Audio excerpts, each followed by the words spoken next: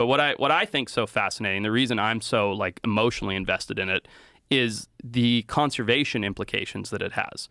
Because what this company is ultimately doing is rewilding species that humans have removed, and that's going to, in theory, in a lot of places, sort of fix the offset, the imbalance of the ecosystem.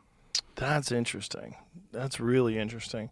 There's a lot of debate about whether or not humans killed off the woolly mammoth, though, isn't there?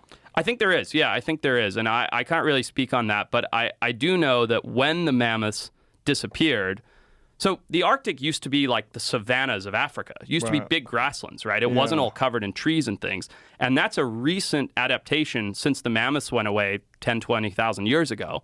And so that's what's happened is the permafrost up there is melting pretty rapidly, right? Underneath that permafrost is like 1.5 trillion tons of carbon. And once that carbon enters the atmosphere, it heats things up like crazy. So by removing those mammoths, and I can explain why the mammoths keep it colder, but by removing those mammoths, it's allowing that permafrost to melt much quicker and release more carbon. So the idea from like a financial standpoint of how they make money is the carbon offset of putting mammoths back into the environment. How do they make it colder? So it's a couple different things.